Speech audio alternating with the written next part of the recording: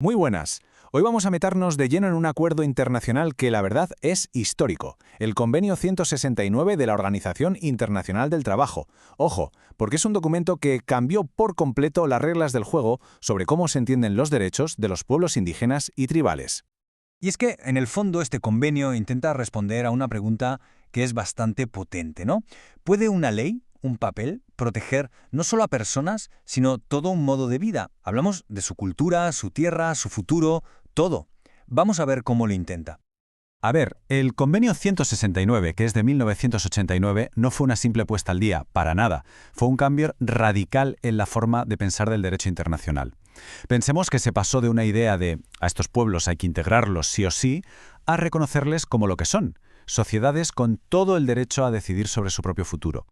Es que el contraste con lo que había antes es tremendo. El convenio anterior, el de 1957, partía de una base muy dura, que lo mejor era que las culturas indígenas, pues que se diluyeran, que desaparecieran dentro de la sociedad dominante. Y llega el convenio 169 y rompe con eso de cuajo.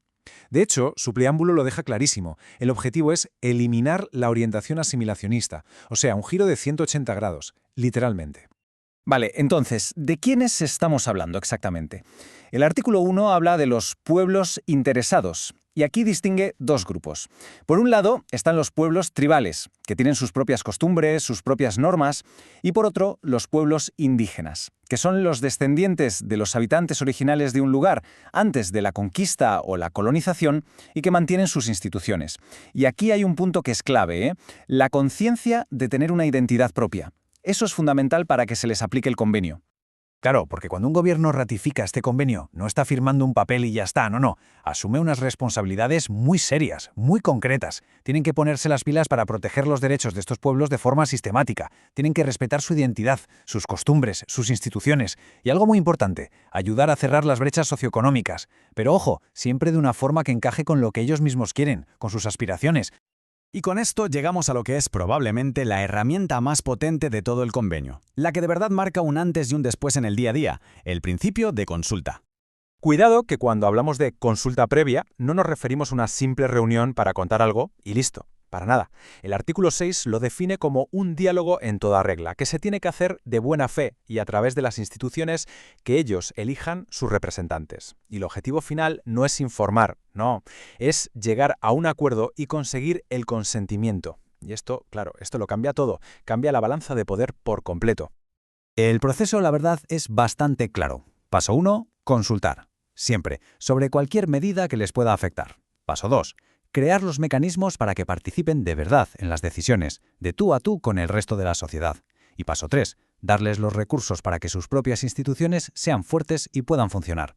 La idea es que sea una participación real, efectiva, no algo para la foto.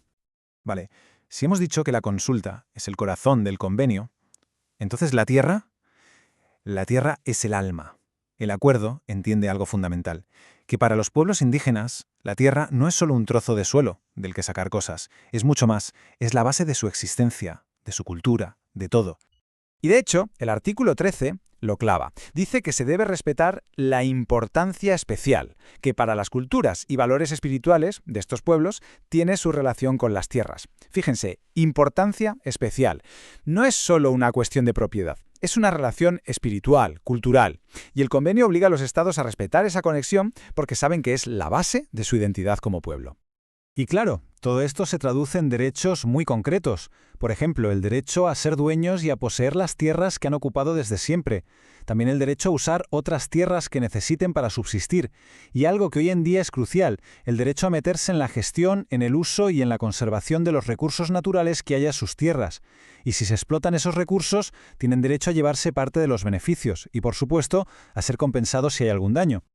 Y además de todo esto, el convenio pone un muro, una protección muy fuerte contra los traslados forzosos.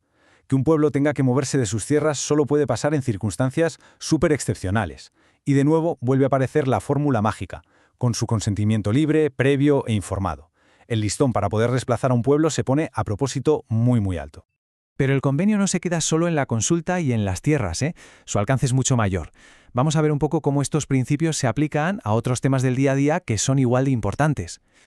La verdad es que la cantidad de áreas que cubre es impresionante. Por ejemplo, en el trabajo, protege contra la discriminación, el trabajo forzoso y las condiciones peligrosas. En la salud, garantiza que tengan acceso a servicios médicos, pero al mismo tiempo respeta y reconoce su propia medicina tradicional. Y en la educación, busca que los programas tengan sentido para su cultura, y fundamental que se pueda enseñar en sus propias lenguas. Bueno, y ya para ir cerrando, ¿cuál es la conclusión de todo esto? ¿Cuál es el impacto real de este documento? ¿Por qué, décadas después, seguimos hablando de él como algo tan importante? Al final, yo creo que la idea clave es esta. El Convenio 169 es más, mucho más, que un simple texto legal. Es una declaración de principios. Es, en la práctica, una herramienta potentísima para que los pueblos indígenas puedan defender su dignidad, puedan reclamar su autonomía y, en definitiva, puedan asegurar que su cultura sobrevive en un mundo que, seamos sinceros, muchas veces les ha dado la espalda o directamente los ha amenazado. Y creo que esta frase del preámbulo lo resume toda a la perfección. La palabra clave aquí es control. El control sobre sus instituciones, sobre su economía, sobre su identidad, sus lenguas, su religión. Este es el verdadero cambio de paradigma. Es el derecho a tomar las riendas de su propio destino, la autodeterminación. Y llegamos al final con una pregunta que la verdad sigue encima de la mesa. El convenio dibuja un ideal muy claro, pero llevarlo a la práctica, bueno, ahí es donde choca con muchos intereses económicos y políticos. Así que la gran pregunta que queda en el aire es, ¿cómo podemos, como sociedad global, hacer que esa promesa de dignidad y de autonomía se haga realidad de verdad para todos? Ahí lo dejo.